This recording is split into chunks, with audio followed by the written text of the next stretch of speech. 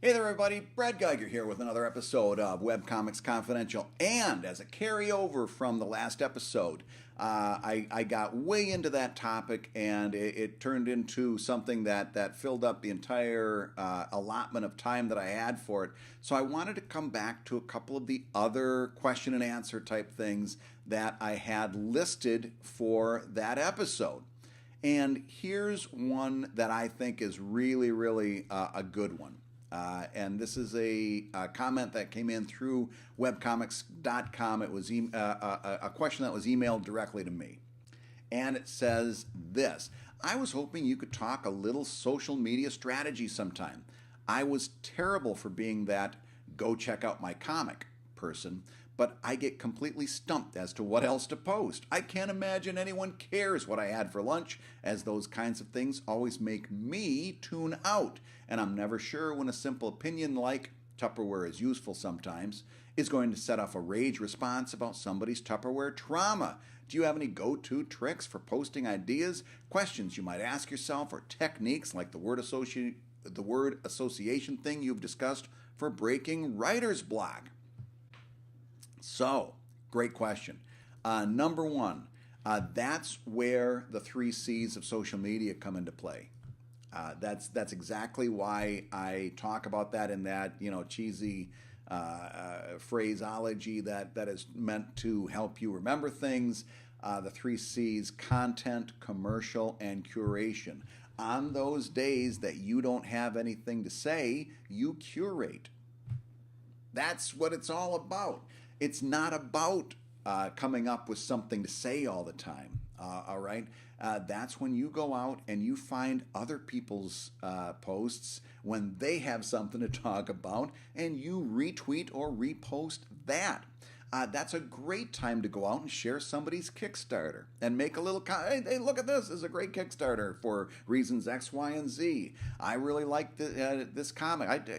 Man, people love that. You're doing them such a favor, and you're doing yourself a favor because you're filling that void, that steady drumbeat that social media kind of rewards.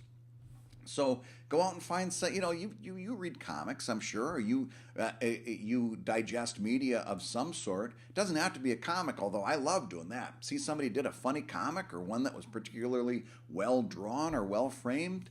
Put that out there and say, hey, this was great, and here's why. Everybody wins, right? Here's a Kickstarter that I think has merit. Here's a news article that I've read. Here's a photograph that I like.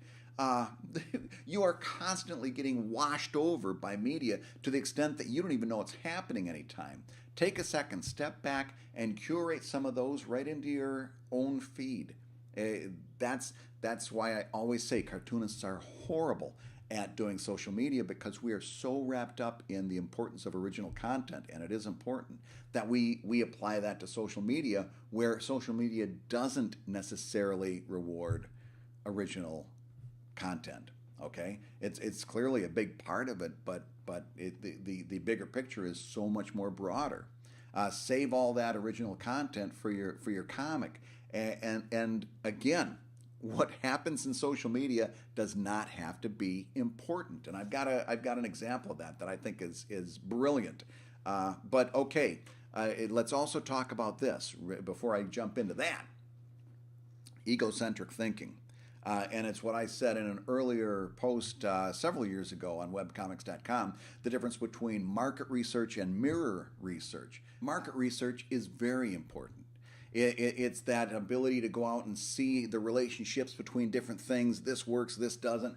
Market research is great. Mirror research is what you're doing when you're saying, I don't like Tupperware posts, so therefore nobody likes Tupperware posts. Mirror research is somewhat useful because if you've got a good sense of aesthetics, if you have a good sense of taste, you can apply that to project things outward. However, we all get trapped in this mirror research idea of I don't like this, so nobody likes it. And as a result, you're missing out on tremendous opportunities. The fact of the matter is, all you have to do is apply some solid market research to social media to see that these Tupperware posts drive incredible amounts of traffic. Oh, and by the way, if you make a Tupperware post and nobody responds to it, in 5 minutes, it's going to disappear. Nobody's ever going to remember that you posted it. It's literally a zero punishment situation, okay? So you make a post that nobody responds to. Who cares? Tomorrow you'll make a post that 200 people respond to. And here's what I mean. Dawn Griffin, she's a Philadelphia cartoonist that I've known for years and years and years. And I'm connected to her on Facebook, and she posted this May 13th. Look, and it's your perfect Tupperware post, right? Jimmy's or sprinkles? And where are you from? Let's track this. In other words, on ice cream, they've got different little, I call them Jimmy's, but I'm from Philadelphia, so we call them Jimmy's here. In Michigan, we call them sprinkles, right? And it's just we find out that in different regions, they're called different things.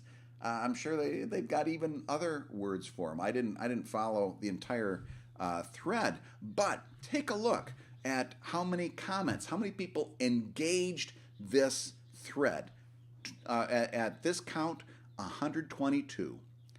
16 people liked it, 122 people commented on it. Jimmy's or sprinkles? Come on. That's a total Tupperware post. It's total nonsense. Nobody really cares what these things are called, but it was interesting enough that people comment. Now, why is this important that people commented? I'll tell you why. Because the next time Dawn made a post, because she just did a post that 122 people were engaged on, those 122 people were more likely to see her next post and the post after that. And Facebook, the algorithm said, hey, this is somebody that has been able to get a good number of people commenting and engaging, and that's what we want here at Facebook. So I would be willing to assume that her next several posts went out to a broader audience in an attempt to capitalize on whatever it is that Dawn's got that makes Facebook happy. Mainly the ability to get readers to engage. Okay?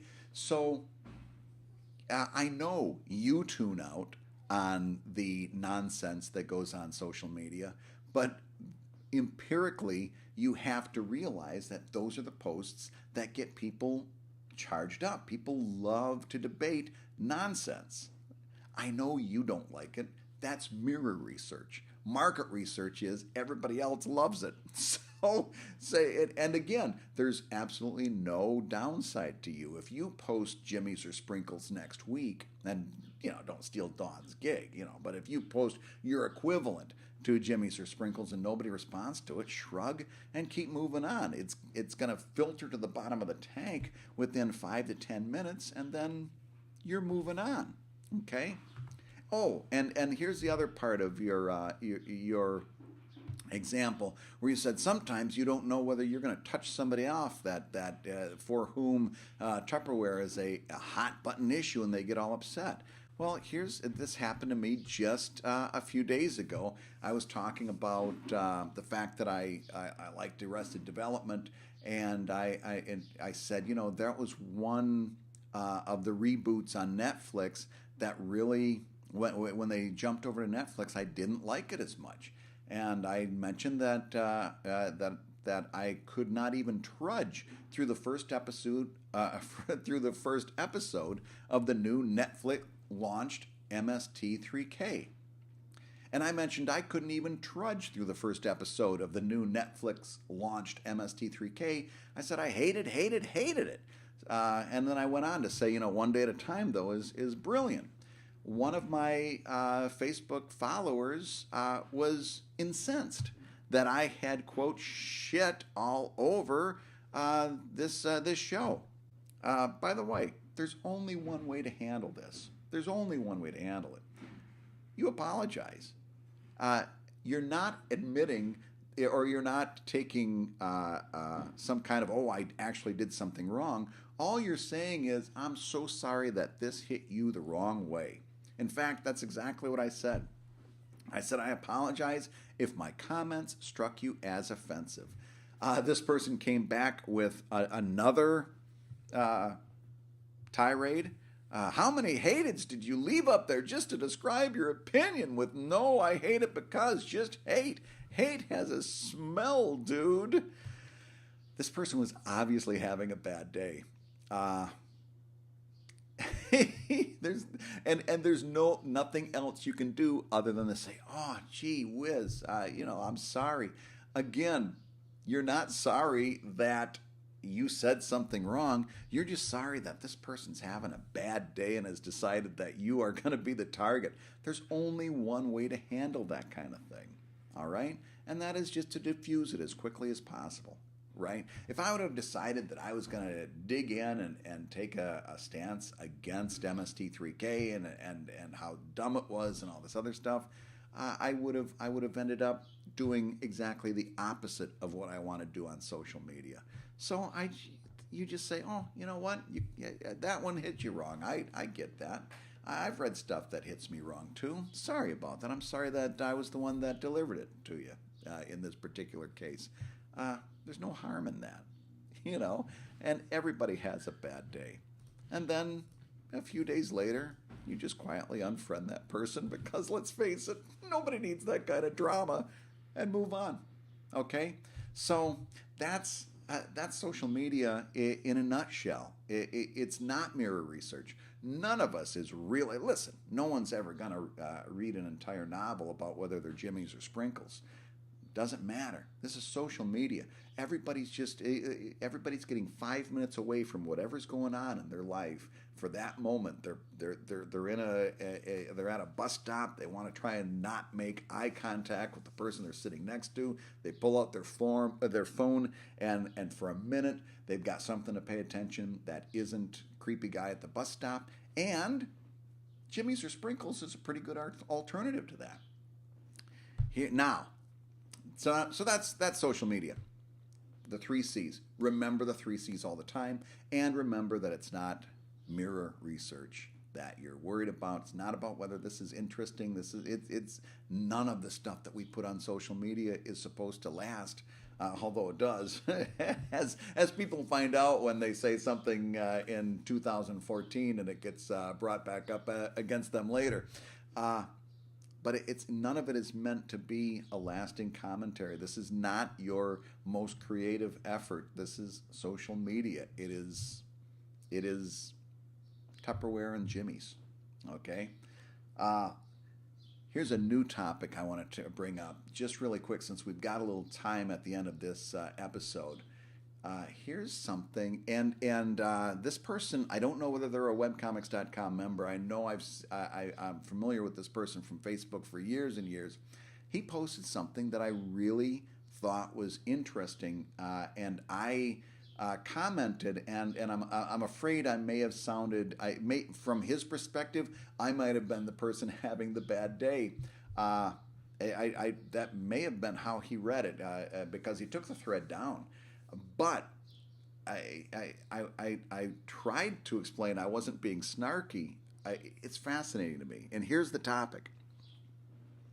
His Facebook post was simple, and it was a Tupperware post. I'm going to use Tupperware now for the rest of my life when I'm describing these.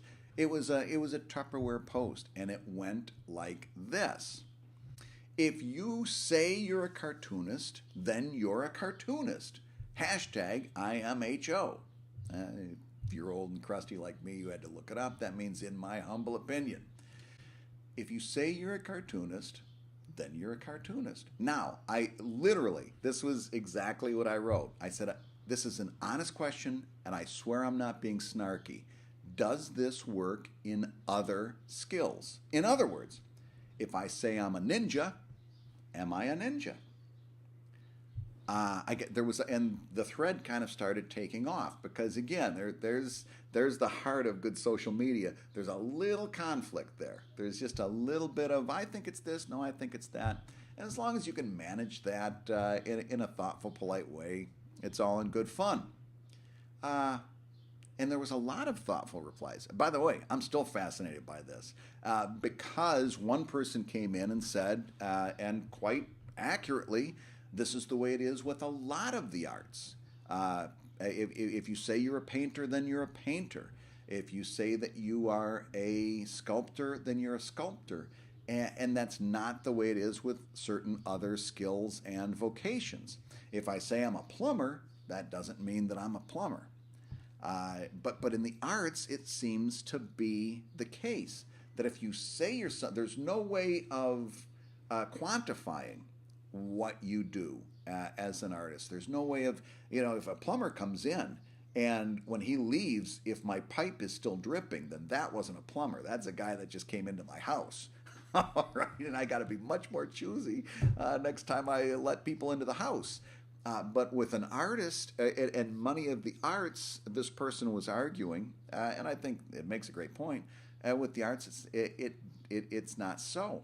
My response to that is this. Here's another thing that seems to be wholly dedicated to the arts, and that is that unlike a plumber who comes in and he does the job and then you pay for the job with no questions asked, artists have a notoriously hard time getting paid, right? They want us to work for free. That's a story as old as time itself. They don't want to pay us full price. There's all kinds of payment issues that come into being an artist. We're not expected to get paid for what we do. My question to you is, and I want you to hit the comments at webcomics.com and tell me what you think about this, because I'm fascinated by it.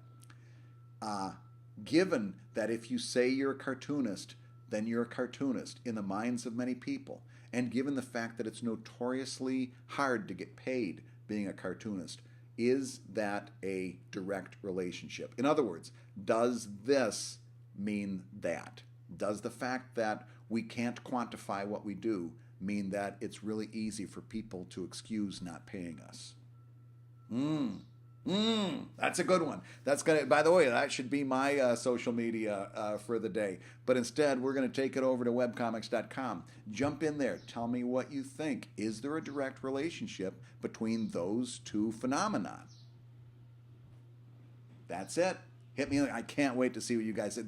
That's another one, man, that rattled around in my brain for days and days after, because I think it's directly related. I'll flip over all the cards. I'll tell you exactly what I think. I think it's directly related. I think since we can't quantify what we do, since this is something that is so broad and so hard to define, and that's not a bad thing. It just is. That makes it part of the reason why it's so hard for us to get paid. Whereas if we were plumbers, it'd be a lot easier. We'd come in, bang those pipes around, fix the leak. Then we say, like my plumber says to me, now here's the part that really hurts. He tells me how much it costs. I've never tried to treat a plumber the way that I get treated as an artist, because he'd smack me with his monkey wrench. Maybe that's the problem. Maybe we need to carry monkey wrenches. Maybe it's the monkey wrench approach to being cartoonists. I don't know. Can't wait to hear what you think. This is Brad Geiger once again for Webcomics Confidential. I'll see you next time.